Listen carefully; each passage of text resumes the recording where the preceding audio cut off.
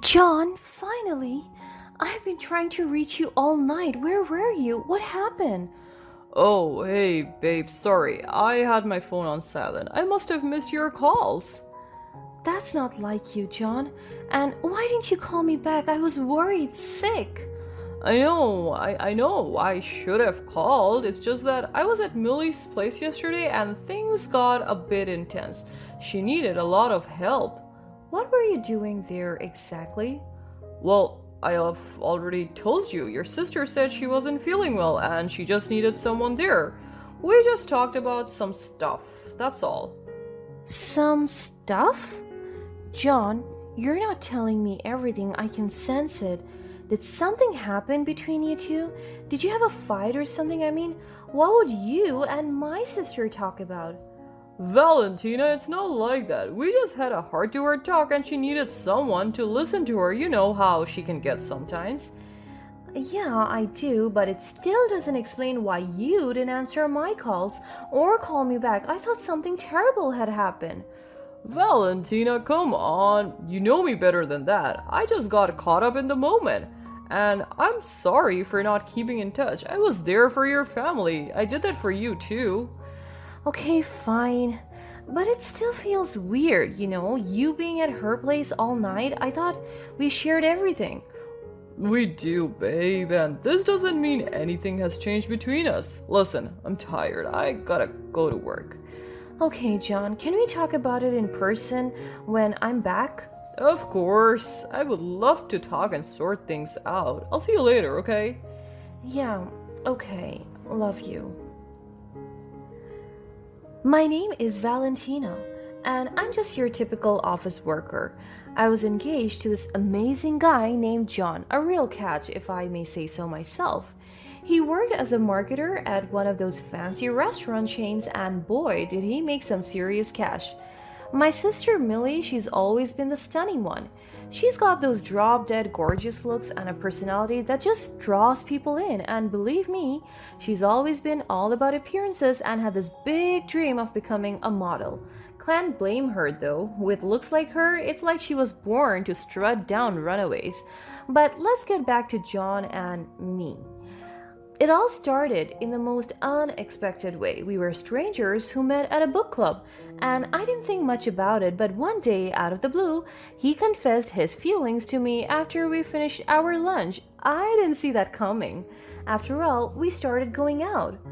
We were really happy together. John had this way of making even the most mundane things feel like an adventure. Time flew by like crazy, and before I knew it, it had been a year of pure bliss. That's when John decided to take things up a notch. He proposed to me, and my heart could have burst with joy. I enthusiastically said yes without even a moment of hesitation. So there we were, ready to share the big news with my family. We headed straight to their house, knowing they would be over the moon to hear about our engagement. And we were right. As soon as we spilled the beans, their faces lit up with joy. They hugged us tightly, and I could feel the warmth of their love enveloping us both. However, I couldn't help but notice Millie's reaction. I knew that she had always been a bit competitive with me. She had been single for a while at that point, after having been cheated on her by her rich ex-boyfriend, and here I was engaged to a successful and handsome guy like John. As the news sunk in, her smile began to fade, replaced by a look of shock and maybe even a hint of envy. I could tell she was not happy at all, and that bothered me. I mean, this was a time for celebration, and all I wanted was her support and happiness. But Millie had this way of being subtly disapproving without outright saying it. She was a master of passive aggressiveness, and I could sense the tension building up. She kept glancing at John, sizing him up, and I could almost hear her mind churning with judgment. Then, out of the blue, she came up with this excuse to get John's contact information. Pretending it was for some friendly reason, she asked him if they could exchange details. You can call me paranoid at this point, but I swear I could see her through her act. Millie had a habit of undermining my relationships, and I wasn't about to let her create unnecessary drama. But being the person John was, he didn't think much of it and casually exchanged numbers with her. I knew he was just trying to be polite, not realizing the tension that had been simmering between Millie and me for years. As the day went on, I couldn't shake off the feeling of unease. It was like a cloud hanging over what was supposed to be a joyous occasion. Life had a funny way of taking unexpected turns, and this turn was one that none of us saw coming. While I was away on a workation with my company, Mila decided to execute a plan that would change everything. She played it smart, pretending to be sick and needing some company while I was out of town. Innocent enough, right? But she had more than just family bonding in mind. Taking advantage of my absence, Millie lured John to her house. I don't know exactly what she said or did, but she must have put on quite the act. John, being the kind and caring person he was, fell right into her trap. Perhaps he thought he was doing the right thing by comforting my supposedly ailing sister. He texted me to say that he was heading over to Millie's to help her out, and then after that, he just disappeared. I couldn't reach him on the phone until the next morning. As soon as he woke up, I called him. Something in his voice told me that he was trying to hide a secret from me. John, finally! I've been trying to reach you all night. Where were you? What happened? Oh, hey, babe, sorry. I had my phone on silent. I must have missed your calls. That's not like you, John. And why didn't you call me back? I was worried sick. I know, I should have called. It's just that I was at Millie's place yesterday and things got a bit intense. She needed a lot of help. What were you doing there exactly? Well, I have already told you. Your sister said she wasn't feeling well and she just needed someone there. We just talked about some stuff, that's all. Some stuff? John, you're not telling me everything. I can sense it. Did something happen between you two? Did you have a fight or something? I mean, what would you and my sister talk about? Valentina, it's not like that. We just had a heart-to-heart talk and she needed someone to listen to her. You know how she can get sometimes. Yeah, I do, but it still doesn't explain why you didn't answer my calls or call me back. I thought something terrible had happened. Valentina, come on. You know me better than that. I just got caught up in the moment. And I'm sorry for not keeping in touch. I was there for your family. I did that for you too. Okay, fine. But it still feels weird, you being at her place all night. I thought we shared everything. We do, babe, and this doesn't mean anything has changed between us. Listen, I'm tired. I gotta go to work. Okay, John, can we talk about it in person when I'm back? Of course. I would love to talk and sort things out. I'll see you later, okay? Yeah, okay. Love you. The phone call ends, leaving me still doubtful and uncertain about what exactly happened between John and Millie. I know there's something he's not telling me. It turned out that I was right. My gut feeling was unfortunately on point. That was the last conversation we had had as a couple. The days after that, John started to respond to my text less and less. He wouldn't pick up the phone when I called, and I didn't know why. 2 weeks later, as soon as I was back from my trip, I received a text from Millie, of all things, breaking the news. It was a picture of her lying on top of John on our couch. I was blindsided, heartbroken, and furious all at once. I couldn't believe what I was reading. The person I trusted the most had betrayed me, and the sister I thought I knew so well had played a deceitful game. Hey sis, listen, something has changed. Turns out that the one John truly connects with is me. I've packed all of your belongings and sent them back to your place so I can move into John's. I know you'll understand. You always do. Love ya, XOXO. Can you believe it? The man I was about to marry, the one who had proposed to me with so much love and happiness, was now holding my sister like he used to hold me. I rushed back home as soon as I could, trying to confront John and make sense of the situation, but it was too late. The damage was already done, and he had made up his mind. When he opened the door and saw my face, he was ice cold. I had never seen him that way before. What are you doing here, Valentina? We need to talk, John. You just can't end things like this. There's nothing left to talk about. I made my decision and I don't want to discuss it anymore. John, what happened between us? We were happy and then suddenly you're confessing feelings for Millie, my sister? Look, Valentina, things change. Feelings change. I can't deny what I feel any longer. She's someone I can't resist. A woman as beautiful and charming as her, I just can't help it. Are you serious? You're throwing away what we had just because you're attracted to her looks? It's not just about her looks, okay? She's so soft and charming, unlike you, and now she needs me, and I won't turn my back on her. I was always there for you, John. We were planning our future together, and now you're telling me it meant nothing? It's not that simple, Valentina. I can't be with someone who doesn't understand me. You can't just throw away everything we had for this, not for my sister. You two are sick.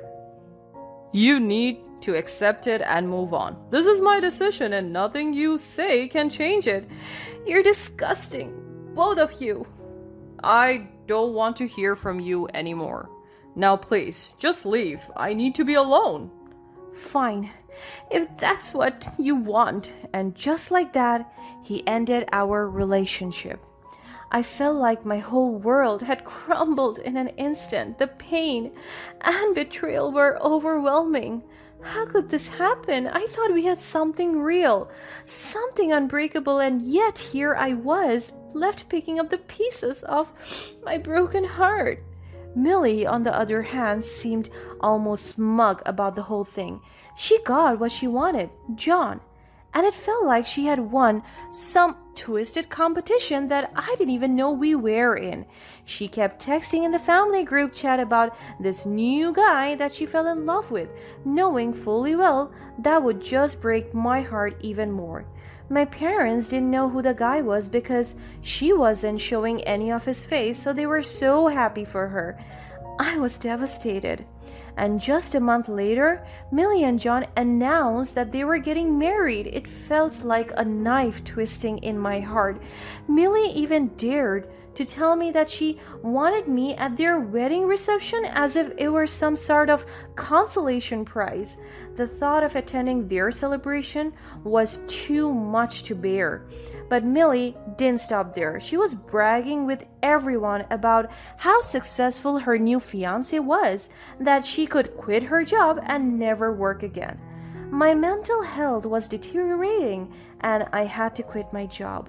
I shut myself in my room, not wanting to face the world, or anyone for that matter. I couldn't stop thinking about how my life had taken such an unexpected and painful turn. My parents were worried sick about me, and they apologized profusely for Millie's actions. They couldn't believe she would be so callous and insensitive now that they found out who her groom was. But amidst the darkness and despair, a tiny glimmer of hope began to flicker within me. I knew I couldn't stay in that suffocating environment any longer. I needed to find a way to heal and move forward with my life. Determination set in, and I made a decision. I was going to leave home, start fresh in a new place with a peaceful environment, and find happiness on my own terms.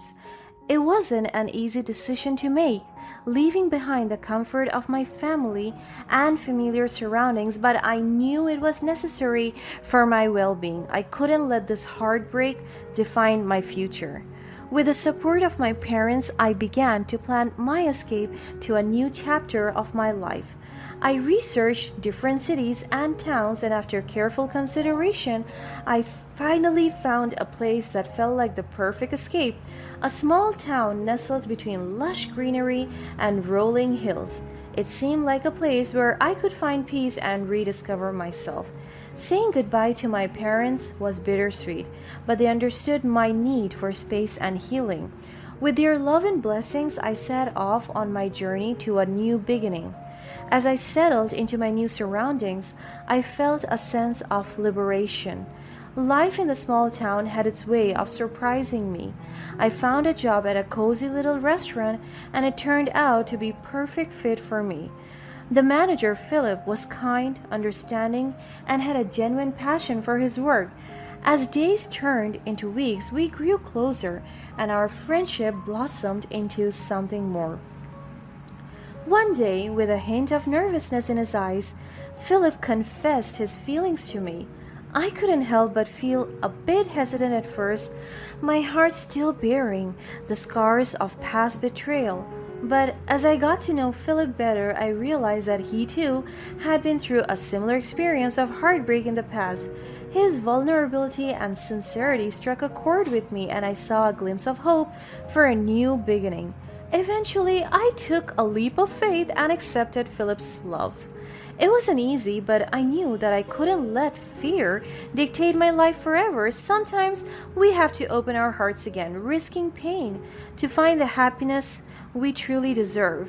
Philip and I began dating, and he became my rock, my support system, and my source of happiness. We shared moments of laughter, support, and growth, and the joy he brought into my life was immeasurable. I decided to visit my parents after some time, eager to share the happiness that had found its way back into my heart. Their faces lit up as they saw the sparkle in my eyes, the same sparkle that had dimmed for a while. They were overjoyed to see me happy again, and their warm embrace felt like a comforting reminder that I was never alone. But then they had to break the news to me. During the months that I was away, Millie and John had finally finalized planning their fancy wedding and I was invited. I hesitated and then agreed to come. With Philip by my side, I was ready to face my past. Attending Millie's wedding as Philip's girlfriend was a bold move, but I wanted to show that I had moved on and found happiness. Surprising both Millie and John was an understatement. Their jaws practically hit the floor when they saw me walk in on Philip's arm. But the biggest surprise was yet to come. For some reason, John was extra nice to me and Philip that day, addressing Philip by his surname. As the wedding day unfolded, I finally asked Philip what was going on. That was when I discovered that Philip was more than just a manager at my restaurant. He was the heir to the whole chain with multiple locations across the country. And believe it or not, John was working for the very company Philip will soon own. Talk about a twist of fate. Philip knew my past, so I could see the anger and disgust in his eyes every time John came around. In the next few days, Philip made some calls. He got John fired in a blink of an eye. To add salt to the wound, John and Millie couldn't pay off the debt from their lavish wedding. All those grand plans they had, their dreams of a fairy tale marriage, came crashing down around them. It was tough to watch, but I knew they had brought this on themselves. Millie, who was so keen on material wealth and appearances, was now facing the consequences of her choices. She was determined to get an annulment now that John was broke, but it seemed like the universe had other plans for her. Even my parents, who had been so blinded by Millie's charm in the past, finally saw her for who she was. They refused to support her any longer for her terrible behaviors. The truth about Millie's manipulative way had come to light, and it was a painful awakening for everyone. Nobody wanted to help or befriend her anymore. She had to struggle to make ends meet.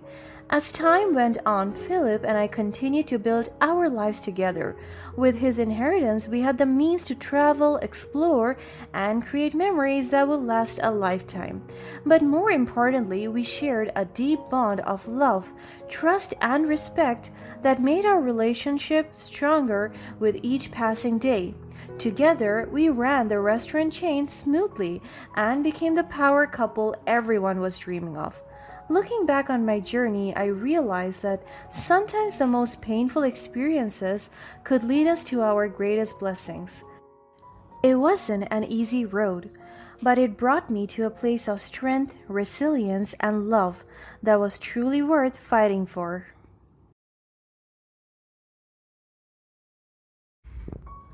You know what? I'm out of here and I'm taking the cat. Where's the cat, Vincent?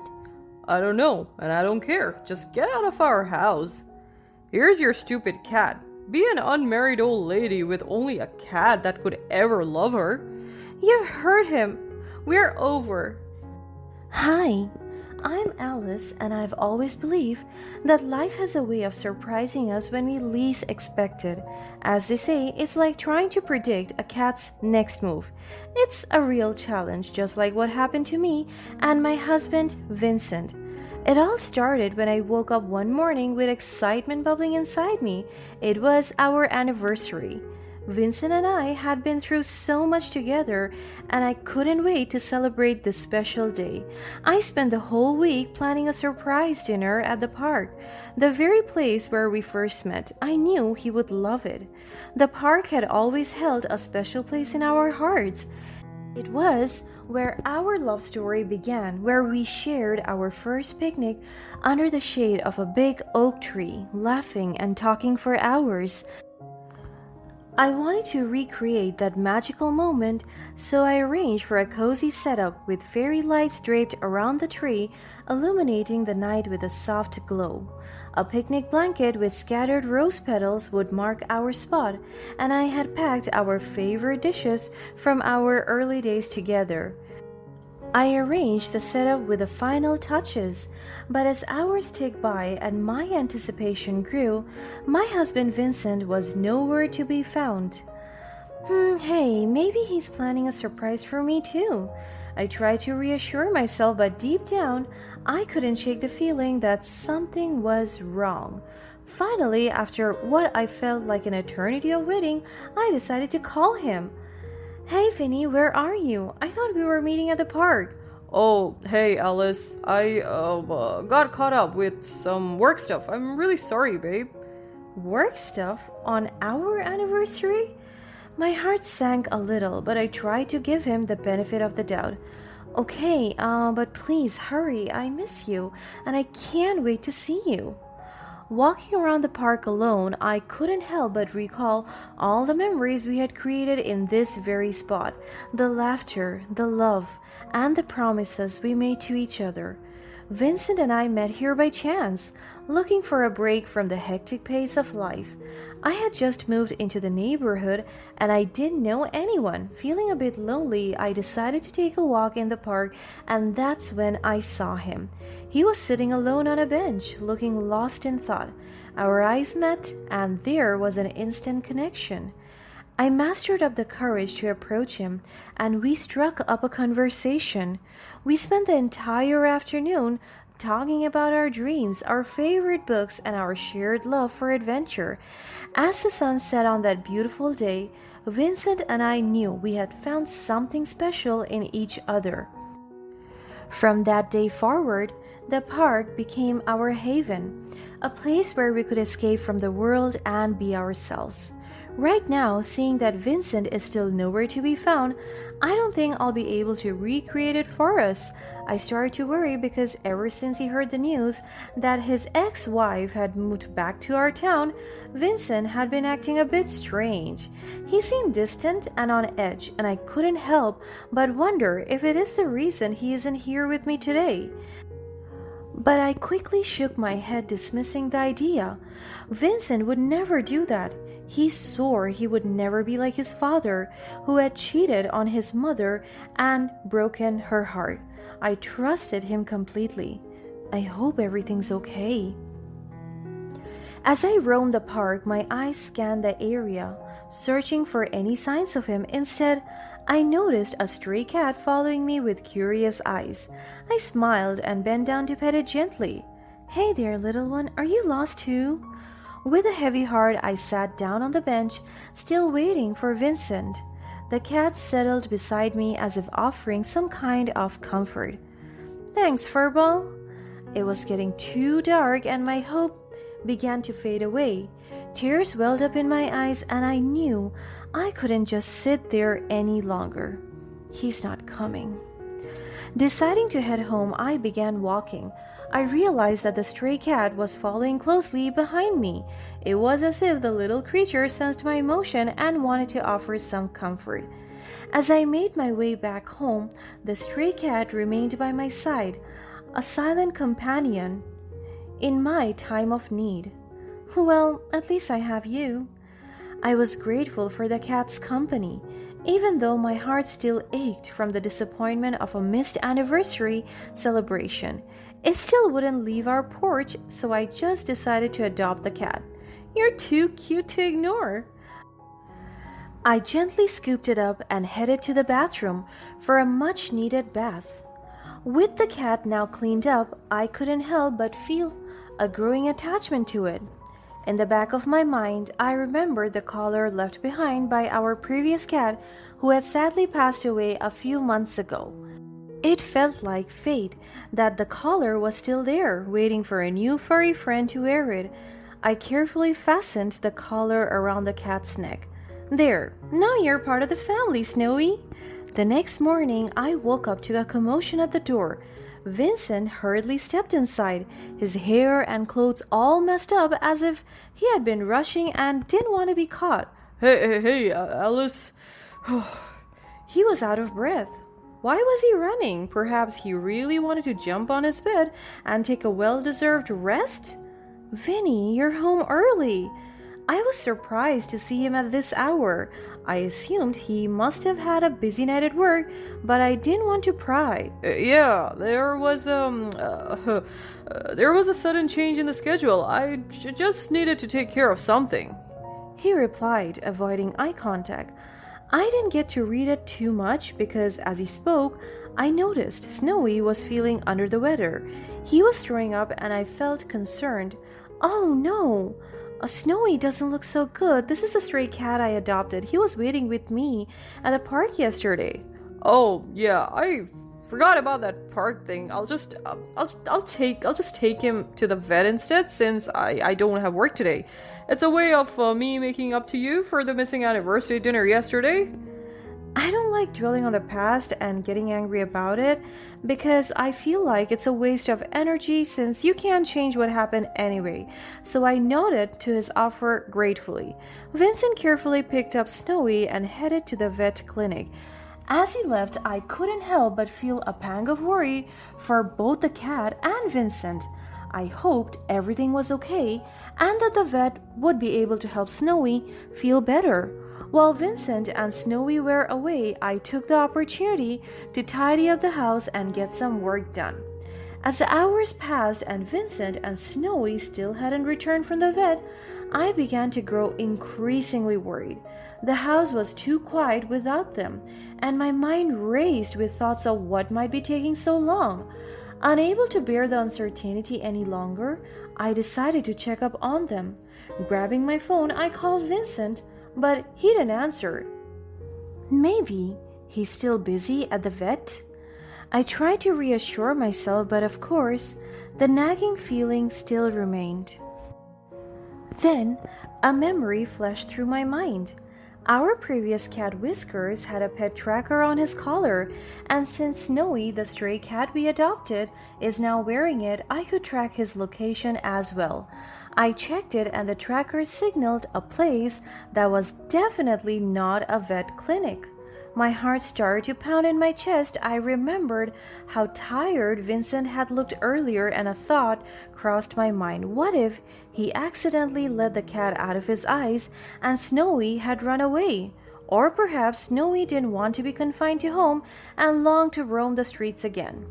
I followed the tracker's signal, my hand trembling as I navigated through the unfamiliar streets. It led me to a house I had never been to before. Is this Snowy's real owner? With each step bringing me closer to the house in front of me, my mind was clouded with worry about what I was about to witness. As I peered through the window, my breath caught in my throat. There he was, my husband Vincent. But what shattered me the most was the sight of his ex-wife Bea standing right beside him with their lips locked in a passionate kiss. My world came crashing down.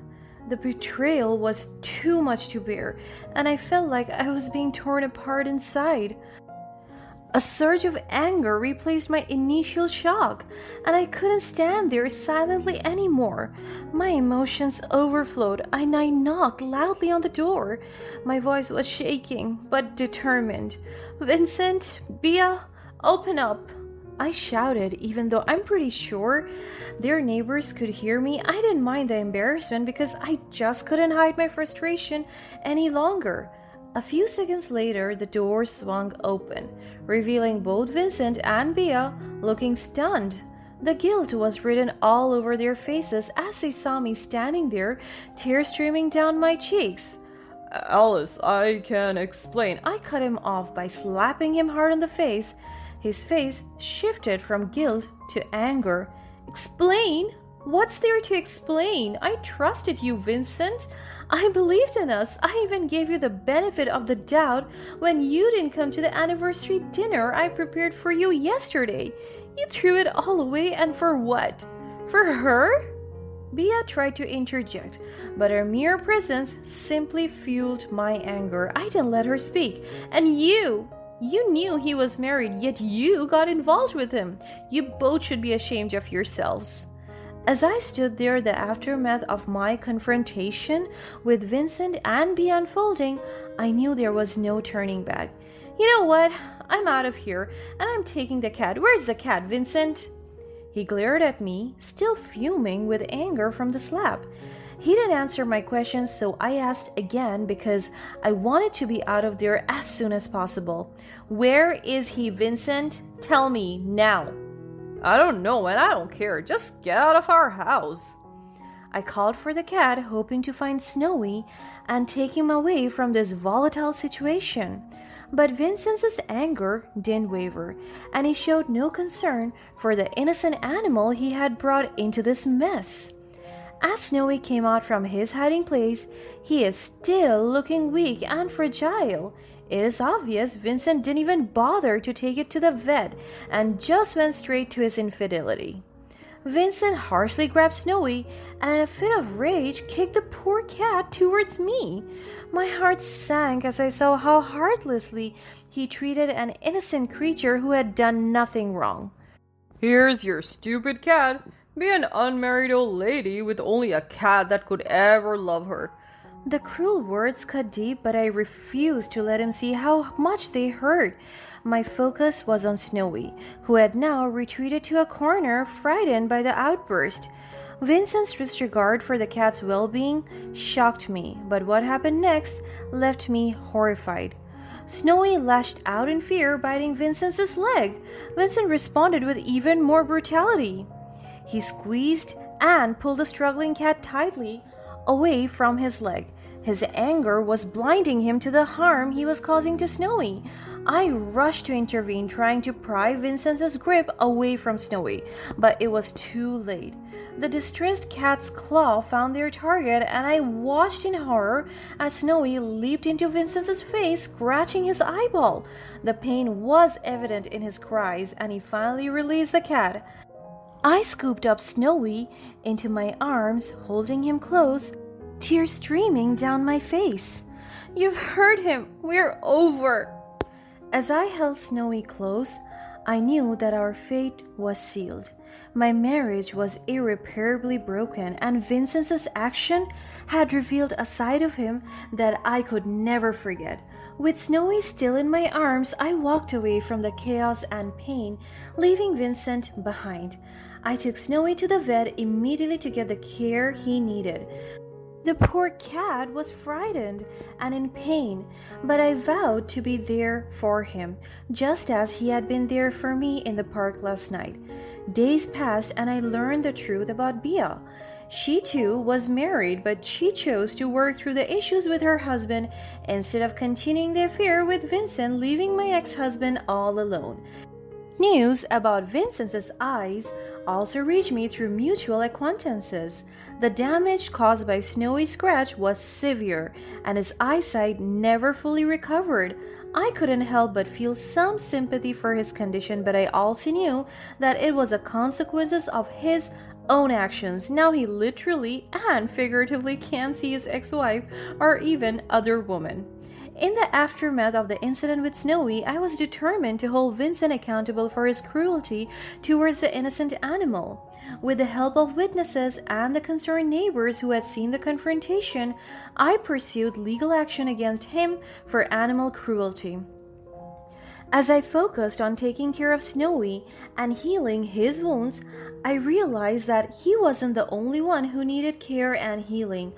I needed to take care of myself too, to find the strength to move on and rebuild my life without Vincent dragging me down. So I made the difficult decision to divorce Vincent. In the end, Vincent's karma came back to bite him, quite literally. The consequences of his action left him in the dark, unable to see the error of his ways. I like to think Snowy gave me one of his 9 lives, as he gave me a new start in life. Thank you, Snowy.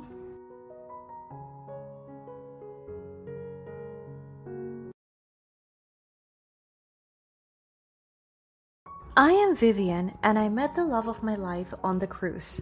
My family was prominent in the banking and finance field, and I supervised one of the biggest banks in the country. At the very young age of 26, I was able to climb my way to the top of the pedestal and secure my career. Many people say that my skills in accounting and finance are in it since my parents are in the same realm as well. I just love my job so much that I was able to earn bigger compared to people my age, especially my batchmates. I am so lucky that I was able to land a job immediately. Also, I was lucky because I found the perfect man for me. It was a fine day on the cruise. It was our first day. When I saw my future husband, Renz, he was quite sophisticated and lost at the same time. He kept on asking the staff where to go and what to do with his things. I was with my friends celebrating my birthday when I was smitten by him. Later that night, we met at the bar, and it is where our destinies started to align.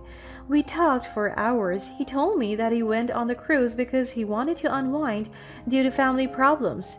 During that night, we talked for hours and we got this instant connection. Aside from exchanging glances and sweet talks, we also exchanged social media and even contact numbers. The entire cruise experience was perfect because I get to meet him, and little did I know that it is the start of our fun adventure. We met several times after the cruise. We bond and date often, and sometimes we would just sit in the parking lot talking nonsense. I came to know him even more from his career as a teacher down to his family. Surprisingly, he is an only child and is very devoted to his family. However, he also rants to me about most of his problems concerning his family, and with that I grew to sympathize and empathize with him even more. We became a couple after 3 months of getting to know each other. I introduced him to my parents and they adore him. They welcomed him as part of the family. However, Renz never got the chance to introduce me to his family while we were still dating because they live in the province. I always wanted to meet them and to know them because I don't want my perception towards them to be clouded with Renz's rants about them to me. But I'm not saying that I'm invalidating his feelings, but I just want to understand them as well. But we never had the chance to meet each other, and I only have little information about them. That is why whenever my father would ask me about his background, I couldn't answer him right away because even I don't know what to say. He kept it a secret to me, and maybe it's just his personality, laid back and mysterious, and he's a very private person. Nonetheless, our relationship was so smooth and healthy. Maybe there were just times that we went into arguments because I was so suspicious of his actions.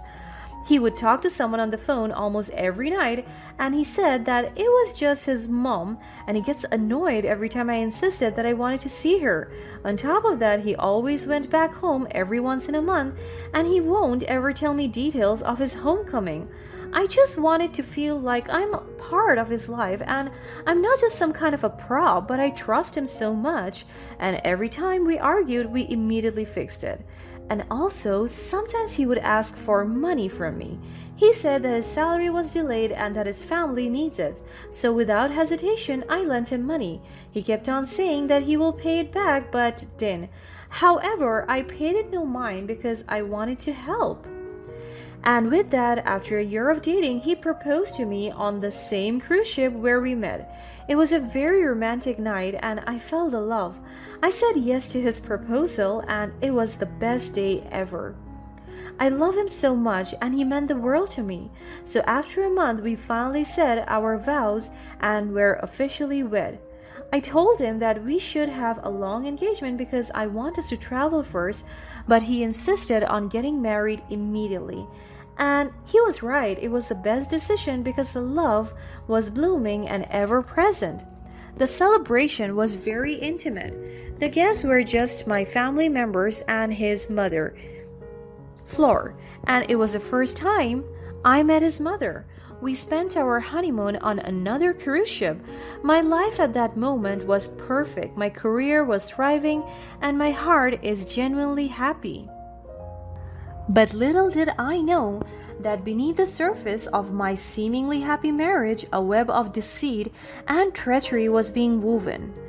The events that unfolded in my life were like something out of a suspenseful drama. After our honeymoon, we moved to our own home immediately, and I was surprised when my husband told me that his mother was going to live with us. Of course, I was excited because I will get to spend time with her at last, but at the same time, I was wondering if we could have our own private space together where we could function as a couple. Nonetheless, I was so happy to welcome his mother Fleur to our humble abode. I accommodated her and treated her just like my own mother, and she was also caring towards me. We had a beautiful relationship. Most of the time, I pay for the groceries and bills because I have the upper hand when it comes to the salary grade, but I don't compare it to my husband because I know that he was working hard as well. Nevertheless, we are still a loving family. One day, a drastic shift in our family dynamics because I started to notice something. Because shortly after we were comfortable with each living under the same roof, he dropped a bombshell on me. He had a half sister named Sandra from his mother's side and he wanted her to come live with us. He told me that it was always been the cause of their family problems, his mother's daughter. He was concerned about the status of his sister, that's why he wanted her to live with us. So I agreed. Again. But I was so suspicious, it feels like something was not right, and my husband was only lying to me all this time. From then on, I had a nagging feeling that my husband, his mother Flor, and my sister-in-law Sandra were concealing something from me. It started innocently enough when Renz claimed to be an only child while we were dating, and now he has a half-sister?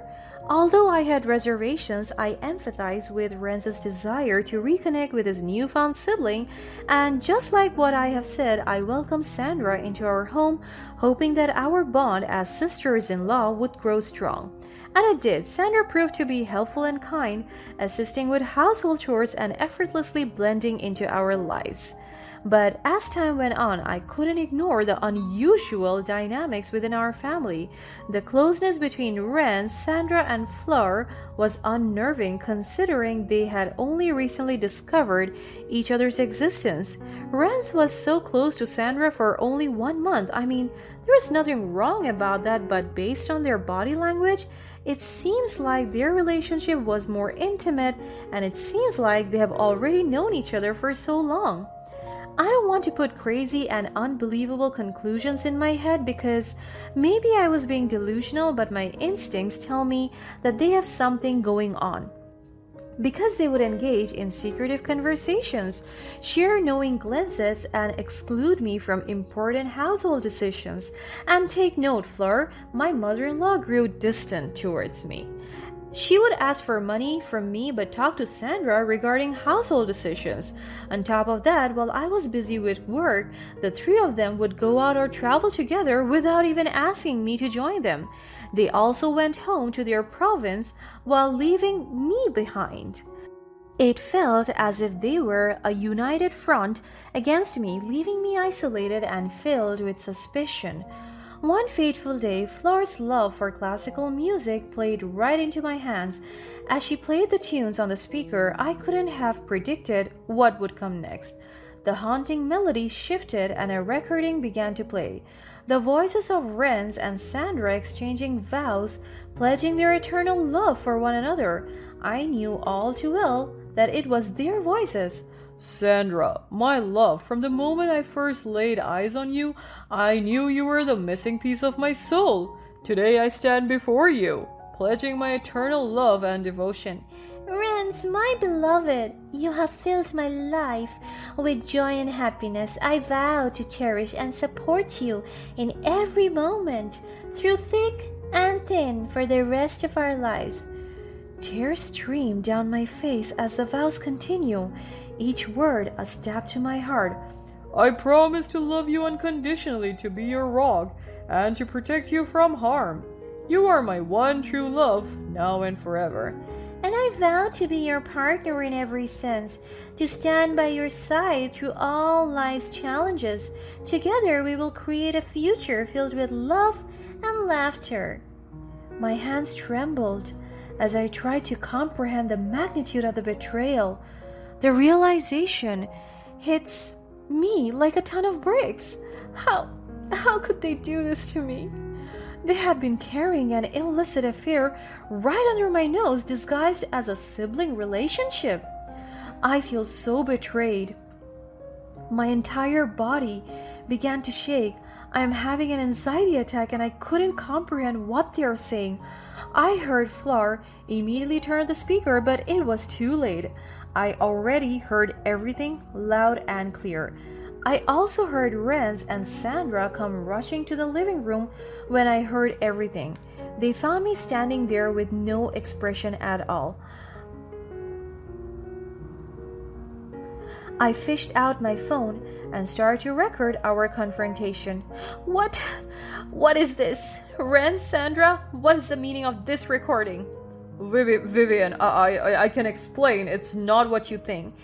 Vivian, please, let us explain. We never meant to hurt you. Explain? How could you possibly explain this? You've been lying to me all along. Confronted with the undeniable evidence, the room fell into a tense silence. I demanded answers, desperate to understand the depth of their betrayal. Vivian, I'm so sorry. Sandra isn't Renz's half-sister. She's his wife. They have a daughter together. I could feel my knees almost collapsing. This is not true. His wife? How could you do this to me, Renz? We're married. We took vows. I just used you for money, Vivian. You were interested in me first in the cruise, and by the looks of it, you were rich. So I did what I had to do. It was all about providing for our daughter. I thought marrying you would secure a better future for all of us. My voice started to shake and my body is getting weaker. A better future at the expense of my trust, my love, and my happiness? This is beyond betrayal, Renz. It's unforgivable. I walked out of the house and drove my car away from that hellhole. Overwhelmed by grief, anger, and betrayal, I knew I had to take action. I called 911, desperate for support and guidance in this unimaginable situation. As the authorities arrived, I discreetly began recording our confrontation on my phone. I needed undeniable proof of their deception to bring them to justice and protect myself from further harm. With the recording in my possession, I carefully devised a plan for revenge. I enlisted the help of a trusted friend who happened to be a skilled hacker. Together, we uncovered a multitude of evidence, financial transactions, and clandestine messages that exposed Renz and Sandra's deceitful relationship. Knowing that my husband's illicit affair had significant legal implications, I consulted with a skilled attorney. Armed with the evidence we had gathered, we plotted a strategic course of action to ensure their downfall. We planned to reveal their secret marriage, the deception, and their motives to the world. As the truth unraveled, I executed my plan flawlessly. I organized a gathering, inviting friends, family, and even influential members of our subdivision. I projected the incriminating evidence for all to see, shocking them with the deceit that had festered beneath our seemingly happy facade. Ladies and gentlemen, thank you for being here today. I have something important to share with all of you. The room fell into stunned silence as the evidence played out, confirming the heinous acts committed against me. Gasps of disbelief echoed through the room, and I could see the fear and shame etched on Rence's and Sandra's face. Without uttering a word, I stood tall, empowering the knowledge that their malicious plot had been exposed. I delivered a poignant speech, denouncing their treachery and the pain they had caused. The crowd, moved by my strength and resilience, rallied behind me in support. Today I stand before you as a survivor, a testament to the indomitable spirit that lies within each of us. I refuse to let their deception define me. From this moment forward, I reclaim my power, my dignity, and my life. News of their actions spread like wildfire, reaching far beyond our community. The exposure of their deceit became a cautionary tale, serving as a stark reminder of the consequences that awaited those who sought to manipulate and deceive others. In the aftermath, I emerged from the chaos with a newfound sense of self-worth and an unwavering determination to protect myself from the future harm. Renz and Sandra faced legal repercussions, their reputations tarnished beyond repair.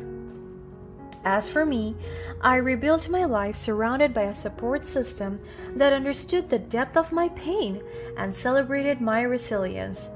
I channeled my experiences into advocating for victims of deceit and betrayal, using my voice to raise awareness and fight for justice.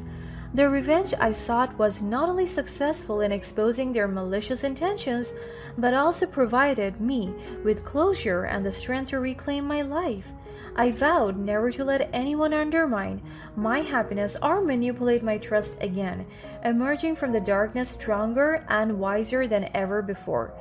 In the aftermath of their exposure, the legal consequences for Renz and Sandra were severe. The truth they had tried so desperately to conceal had become a public spectacle, resulting in criminal charges and a lengthy legal battle. Their lives crumbled under the weight of their deceit, leaving them isolated and scorned by society. As their trial commenced, I stood tall as a witness, ready to testify against the individuals who had shattered my trust and violated the sanctity of our marriage. The courtroom was filled with tense energy as the prosecution presented the evidence we had meticulously gathered.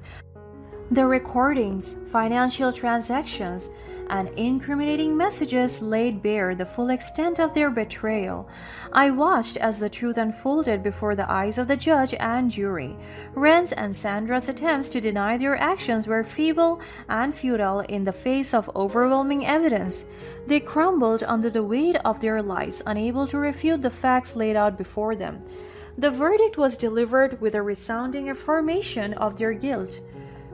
Renz and Sandra were found guilty of fraud, conspiracy, and emotional abuse, among other charges. The courtroom erupted in a mix of relief and satisfaction as justice was served. The judge, recognizing the severity of their crimes, handed down a sentence that would ensure they paid for their actions. They were sentenced to significant prison terms, effectively ending their reign of deception. While the legal battle brought closure and a sense of justice, it did little to mend the emotional scars they had inflicted upon me. I sought solace in therapy, turning to professional support to help navigate the complex web of emotions that had consumed me throughout this ordeal. It was a long and challenging journey, but with time I began to heal. The experience transformed me in profound ways. I emerged from the darkness with a renewed sense of self-worth and an unwavering belief in my resilience, surrounded myself with genuine caring individuals who restored my faith in love and trust. Together we created a strong support system that nurtured and empowered me as I rebuilt my life. Inspired by my journey, I dedicated myself to helping others who had experienced similar betrayals. I became an advocate for victims of deceit and emotional abuse, using my voice and personal story to raise awareness and provide support. I partnered with organizations, joined support groups, and shared my experiences to let others know they were not alone. In the wake of their downfall, the truth served as a powerful catalyst for change in my life. I seized the opportunity to redefine my priorities and pursue my passions wholeheartedly. I embarked on new career endeavors, seizing the chance to explore my potential and forge a path based on my desires and ambitions. As time went on, the scars from that dark chapter began to fade, replaced by resilience and an unshakable belief in my strength. The revenge I sought was not merely about inflicting pain upon those who had wronged me, it was about reclaiming my power and refusing to be a victim. Ultimately, I emerged from this harrowing experience as a survivor, a testament to the indomitable spirit that lies within each of us. The successful revenge I had sought was not one of vengeance and destruction, but rather of personal growth, resilience, and the unwavering commitment to honor my worth.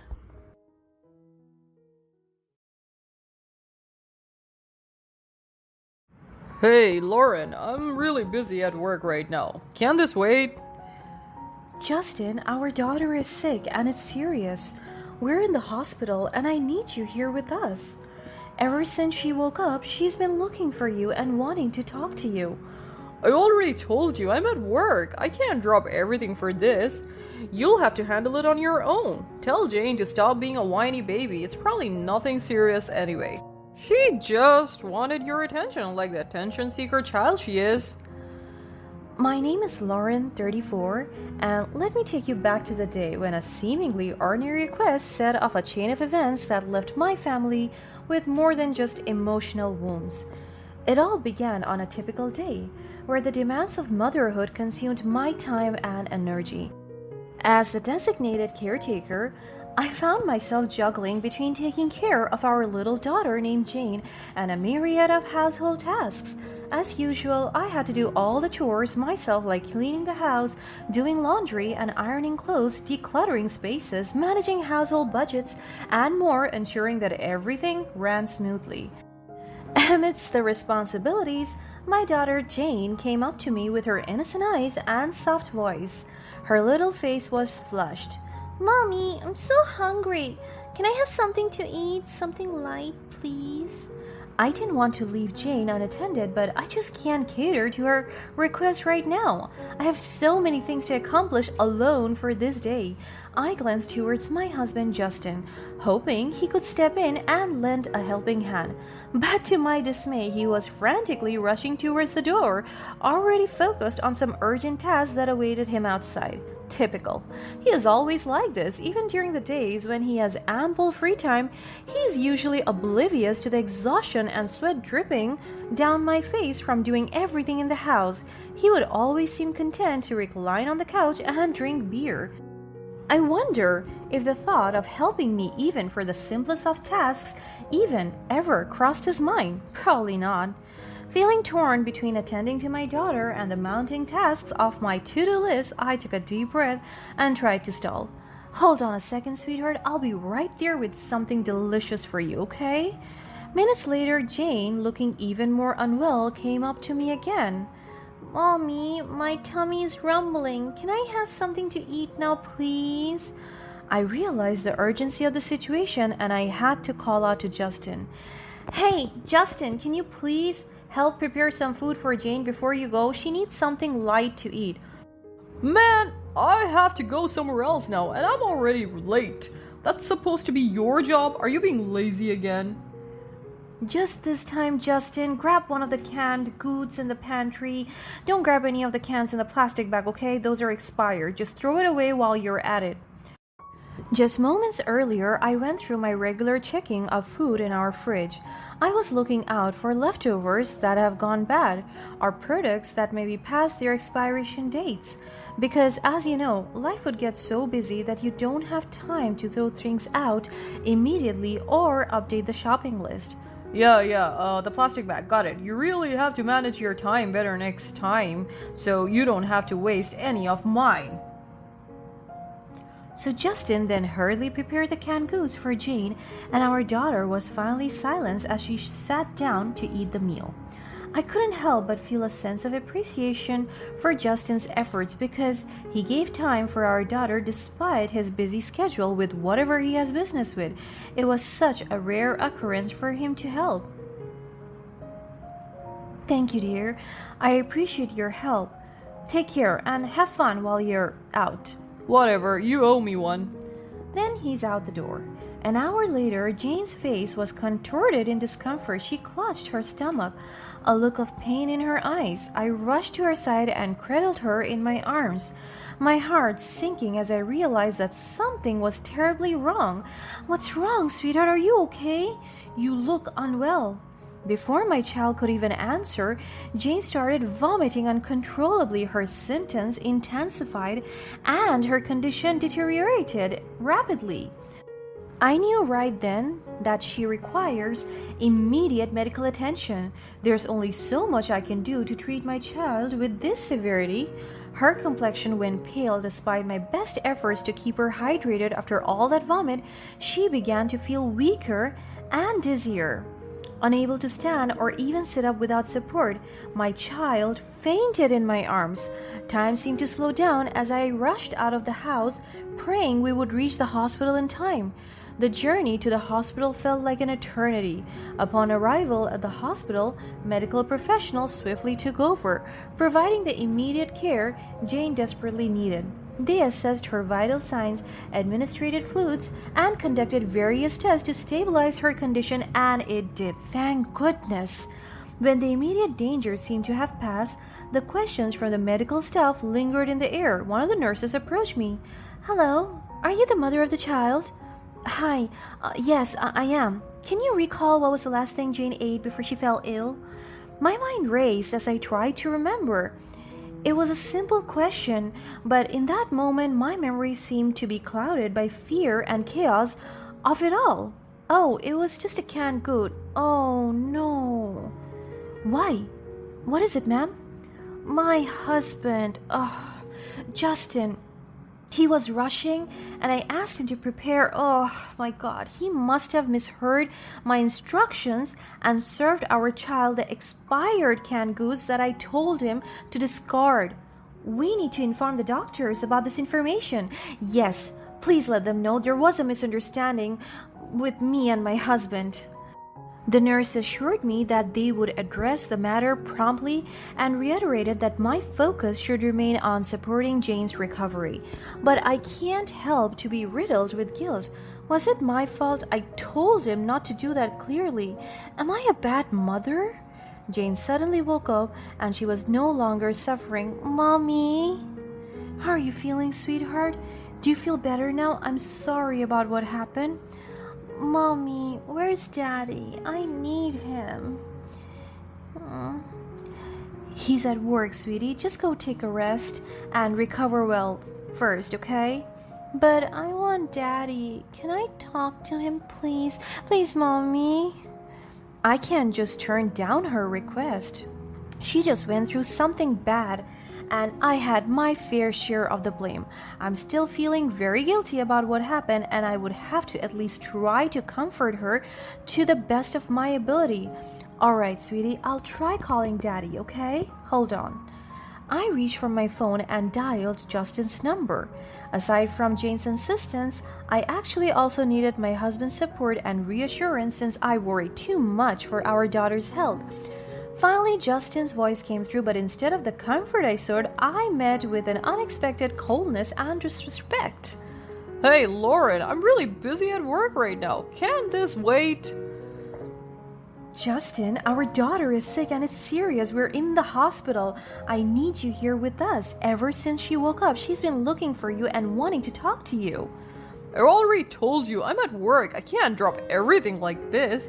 You'll have to handle it on your own. Tell Jane to stop being a whiny baby. It's probably nothing serious anyway. She just wanted your attention like that tentrous, sick or child she is." He dropped the call and I felt an overwhelming sadness. How could he say that about his own daughter who just wanted to hear his voice? In that moment, I made a silent promise to myself and my daughter that I would be her rock, her pillar of strength, even if it meant standing alone. I'm sorry, honey, but Daddy's busy right now. You can talk to him once we get home and he arrives from work, okay? I can see my child's face dropped. As a parent, it's such a heartbreaking sight. While waiting, I turned my head towards the television mounted on the wall, momentarily distracted from the heated exchange I had with my husband. And there he was, Justin, appearing on the television screen, displaying the live broadcast of a basketball game. Amidst the cheering crowd, the camera panned to the infamous kiss cam. Justin, my husband, was kissing a woman I had never seen before. The weight of his betrayal hit me with full force. Anger and sadness intertwined within me, creating a storm of emotion that threatened to consume me. I began tearing up as I fumbled to dial Justin's number again, needing answers, needing him to explain his actions. With each ring, my heart pounded. Finally, Justin answered with his voice laced with irritation. Christ, woman, what do you want? Did I tell you I don't have any free time for your dramas right now? Why can't your bird brain understand that? How was the kiss cam, liar? I saw you on TV kissing another woman while our daughter lies in the hospital bed asking where you are and wanting to hear your voice, and you even lied to me, your wife. Of course, Justin's immediate reaction was of denial, trying to craft excuses and lies to protect himself. What? What are you talking about? I'm just here for business matters. You wouldn't understand. If you're going to lie, at least make an effort to make it believable. When you come home, we're over, Justin. I can't do this anymore. You've broken our trust, our family. You're a terrible father and husband. It's time for me to protect myself and my daughter from further heartache. We don't deserve this. Justin, seeing the severity of the situation, attempted to rush through his words, hoping to mitigate the damage. But his attempts fell on deaf ears. The decision had been made, and I knew from that moment of betrayal that it was time to prioritize my own well-being and that of my daughter. Justin hurriedly made his way through the bustling basketball stadium, attempting to escape the situation, but it only led to further embarrassment and humiliation. In his haste, Justin's grip on the drinks he held tightened, causing them to slip from his hands. The liquid splattered across the girl he had been kissing a few minutes earlier, drenching her in a cascade of embarrassment. The crowd erupted into a mixture of laughter and gasps, intensifying the awkwardness of the moment. That will surely lessen his chances of getting on with the girl because of what he caused. Undeterred by the mishap, Justin pressed on, his focus solely on reaching the exit. His eyes darted around, searching for a path through the maze of people. But as he rushed towards the door, he failed to notice the uneven step on the staircase. As he descended, his foot caught on the protruding edge, causing him to lose his balance. In a split second, his body tumbled forward, crashing down the stairs. The impact resonated throughout the arena, drawing the attention of those nearby. Groans of sympathy mingled with murmurs of shock as Justin lay on the ground, bruised and battered. Blood trickled from a cut on his lip. I found that accident very fitting as a physical manifestation of the pain he had inflicted from his lies to me and his daughter, and to kissing someone else. I saw everything as I had been watching the events unfold on the television screen. Seeing Justin's downfall both figuratively and literally was a bittersweet moment. Part of me wished for his redemption, for a change of heart, and a desire to make amends, but deep down I knew that the wounds ran too deep for a simple stumble to repair the damage he had caused. As the stadium staff rushed to Justin's aid, I turned my attention away from the television and shifted it towards my phone. I sought another momentary distraction from the chain of painful events that had just unfolded. I was mindlessly scrolling through my social media feed until I encountered this. The internet, notorious for its merciless nature, had swiftly caught wind of Justin's embarrassing fall.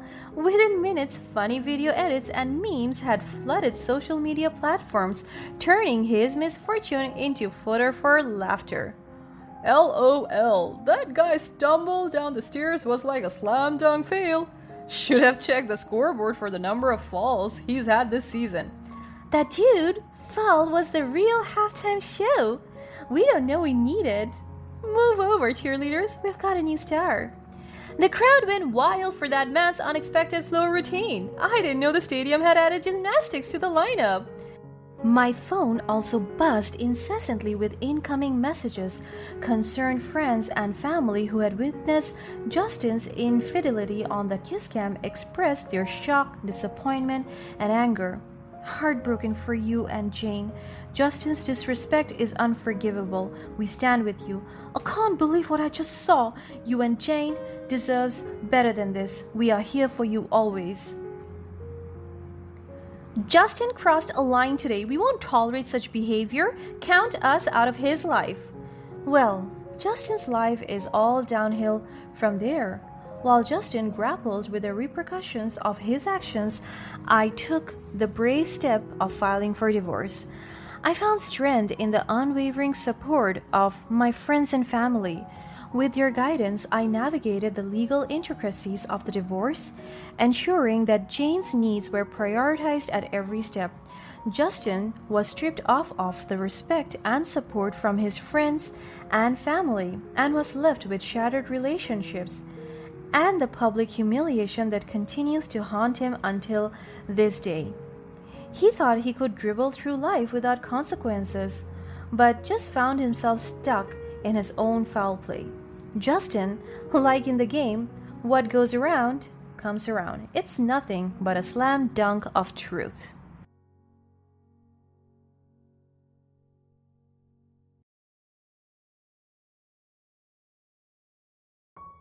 Wait a minute, you're the one from that video.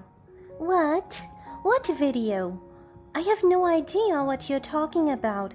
If this is a prank, just go away. I'm not in the mood for it. Oh, come on. The video of you changing your clothes in the bathroom. It's been making the rounds online. Everyone's been talking about it now. Wow, you still got it, Grandma. Hello. I'm Emma, and let me share with you about the time I miraculously dodged a bullet thanks to my mother-in-law Linda inadvertently catching it with her own actions and decisions. It was during our latest family trip. We would often have these outings that became a treasured tradition in our family since they served as a reminder to reconnect and bridge the gaps that naturally formed due to our busy, separate lives. While we weren't as close-knit as some families, these trips offered a chance to create memories together, strengthen our bonds, and foster a sense of unity. But truth be told, my husband Joshua and I weren't exactly jumping with excitement. You see, spending time with Joshua's mother Linda wasn't always the most joyous of experiences. She had a knack for finding ways to dampen the mood to get things her way, which made the idea of family bonding slightly daunting. Guess what, everyone? It's almost time for our family trip. Her eyes sparkled with excitement, but Joshua and I exchanged knowing glances, unable to hide our mixed feelings. We were subtly showing signs that weren't as eager to partake in it anymore, but my mother-in-law seemed to be determined in upholding the tradition. The tradition continues. You know, Mom, I've always suspected that your mom purposefully created this tradition just to annoy us every now and then. We chuckled at Joshua's joke, but there was a hint of truth behind his words. The family outings had become a peculiar blend of joy, frustration, and undeniable entertainment. As we sat down to discuss our plans, I couldn't help but express my concerns to Joshua. I know we should be excited about the trip, but you know how Linda can be. I hope this time she'll act differently, but I can't help feeling a bit wary. I know, Emma. We have had our fair share of challenging moments with her, but perhaps this trip can be an opportunity for us to create some positive memories together. Let's go into it with an open mind and try to make the best of it, okay? But before we could embark on our grand adventure, there was a crucial task at hand: finding the perfect accommodation for us. The decision to have separate accommodation from my mother in law was not only to ensure personal space, but also to provide a buffer for our own sanity. We hoped that having our own room would allow us to recharge, regroup, and indulge in our own interests without feeling suffocated. Hours turned to days as we scoured numerous websites, diligently searching for the ideal Airbnb. Our requirements were clear: a place that complements the tranquility of the coastal settings and offers breathtaking views and modern amenities. Finally, amidst our meticulous research, we stumbled upon a gem: Sunset Serenity. Josh, I think I found the ideal place for us on our family trip. It's called Sunset Haven, and it looks absolutely incredible. You won't believe the stunning photos. Show me. We huddled together and checked the Airbnb listing. It was kind of pricey, but with everything it can offer, it seemed to be reasonably priced. With our hearts set on Sunset Haven, we eagerly made the book, secure in the knowledge that this accommodation would be the perfect background for our family adventure. As days ticked by, our conversations were filled with dreams of sandcastles, delicious seafood feasts, and laughter shared beneath the night sky. Finally, the day of our departure arrived. The car was packed to the brim with suitcases and beach gear. As we stepped foot into the carefully selected and stunning Airbnb, my mother-in-law Linda accompanied us and looked around the place. Wow, what a stunning place! Excellent choice. I know, right? Joshua and I spent days finding the perfect place, and here it is. Yeah, you know what, dear? I think I'll be staying here instead. It's just too appealing to resist. Her tone was carrying an air of entitlement as usual. Joshua and I were surprised and caught off guard by Linda's sudden declaration. Mom, I don't understand. You have your own booking. Why would you want to take ours? What about your own room? Well, dear, this place is much more suited for me. Look how luxurious it is. You two can manage with the other one. Now hurry along. But Linda, we specifically chose our B&B because it suited our preferences. We were really looking forward to staying here. Mom, can't we stick to our original arrangements? Emma booked this Airbnb for us. It wouldn't be fair to change plans now. Joshua, I thought we are a family. I thought you cared about your mother's comfort. I'm just feeling weak and fragile these days, and I need somewhere comfortable to rest. There it is, her talent of emotionally manipulating her own son. And after everything I've done for you since you were little, Joshua, can't you do this one thing for your dear old mother? How could you sleep at night knowing that you refused your mother's wishes? It was a tactic Linda had employed countless times before, appealing to his sympathy and making him question his choices. Alright, fine, Mother. I guess we can stay in the room you originally booked, just this one time, okay? Then no more. We didn't want to rock the boat or spoil the atmosphere because it was impossible to win against her, and we know we will just be wasting our breath if we try to fight it. So we reluctantly agreed to vacate our Airbnb and relocate to Linda's original room. As we entered the room, a wave of disappointment washed over us. It was clear that Linda had intentionally chosen a less than comfortable option, knowing full well that she would be forcing us to vacate it later. The room was crammed with dated furniture and musty odor that permeated the air. The bed sagged in the middle, and the worn-out mattresses offered little support. The bathroom was small and outdated, with a leaky faucet and a shower that barely produced a trickle of water. It's so different from the Airbnb we had initially booked, and the realization sank in that we were in for an uncomfortable stay. I'm not going to lie, I think my mother booked this room just to inconvenience us. This might be the worst reviewed room there is in the app. You think? I wouldn't put it past her. She's always found ways to assert control and make everything about herself. We spent the first night tossing and turning on the lumpy mattress, the springs creaking with every movement. We already knew that the lack of good sleep will take its toll and leave us groggy and irritable the next morning. Throughout our stay, we encountered numerous inconveniences. The unreliable Wi-Fi connection made it challenging to stay connected with the outside world, and the constant noise from neighboring rooms disrupted any chance of peace and quiet. Little did we know that our uncomfortable compromises would soon pale in comparison to the challenges my mother-in-law is yet to experience. The morning after the unexpected room switcheroo, we were determined to make the most out of our family vacation. The day unfolded like a picture-perfect postcard with laughter echoing along the shore, sand between our toes, and the gentle caress of ocean waves. As we soaked in the joy of the moment, Linda decided to quench her thirst at a beachside kiosk. However, her excitement turned to mortification as her card was declined. I'll have the pineapple mango smoothie, and make it quick. That will be $5.95. Sorry, ma'am, but it's been declined. Linda's face flushed with embarrassment as nearby beachgoers turned their heads towards her way. What? That's impossible. Try it again. I'm sure there must be some mistake here. The cashier tried to swipe it again as per her request. No mistake, ma'am. Your card has been declined. Do you have another form of payment?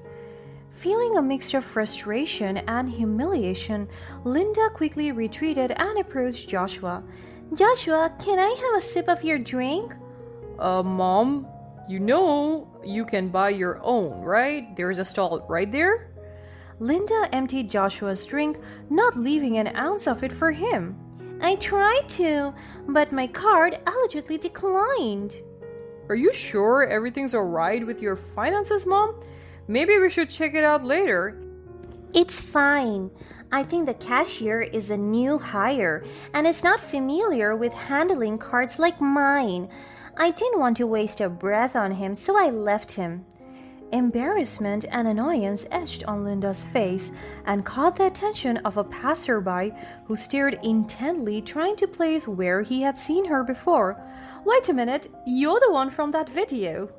Linda's eyes widened, her face turning pale as the stranger's words hung in the air. What video? I have no idea what you're talking about. If this is a prank, just go away. I'm not in the mood for it. Oh, come on. The video of you changing clothes in the bathroom. It's been making the rounds online. Everyone's been talking about it. Wow, you still got it, Grandma.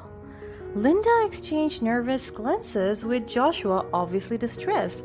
Hey, stop that. That's not funny. My mother would never do anything like that. You must be mistaken. Well, I'm not trying to cause trouble, and I'm sorry if I got it wrong, but she really looks like the person in the video. Here, take a look for yourself.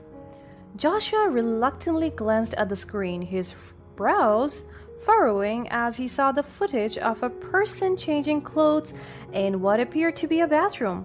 Linda's eyes widened with the realization. It truly was her. Joshua's heart sank as he recognized it as well and immediately removed his eyes from the screen. However, determined to protect her from further embarrassment, he decided to act as if he hadn't noticed.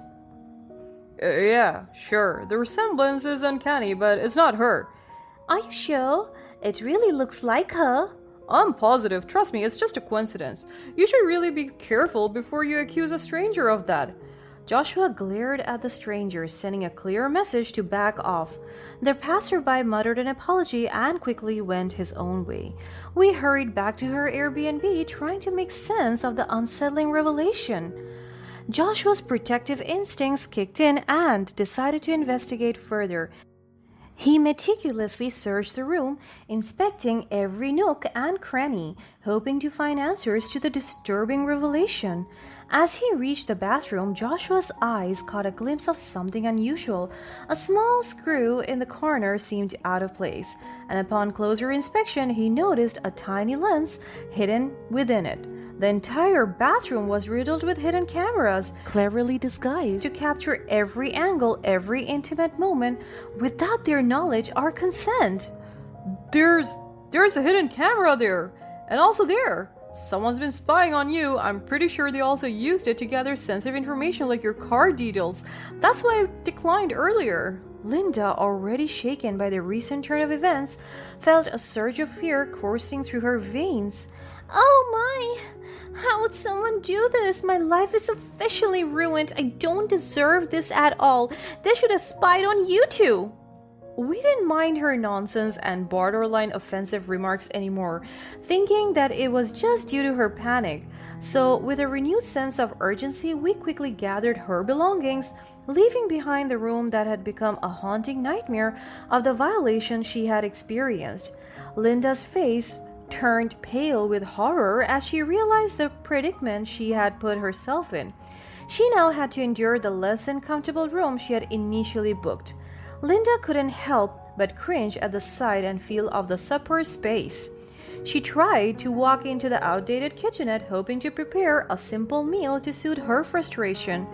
However, that plan was immediately scrapped as she saw the lack of proper utensils and the limited selection of ingredients. She attempted to relax and read a book instead, but the dim lighting and the musty smell of the room only added to her growing frustration. She simply let out a sigh, knowing what the family outing had become for her, very far from one would have imagined. Feeling trapped and resentful, Linda had no choice but to retreat into the confines of the room, refusing to venture outside. She was too embarrassed to face the world, given the recent humiliating and creepy incident she now found herself in. Meanwhile, Joshua and I wasted no time preparing for our next adventure while we were still on our vacation. You're still going out? Are you really going to leave me here in this dump? Your mother is all alone, Joshua. It feels like the whole world is against me. Mom, we have planned and funded these activities in advance. It would be a waste if we didn't go. Besides, you can always come with us if you want to. We never intended to leave you behind. No thanks.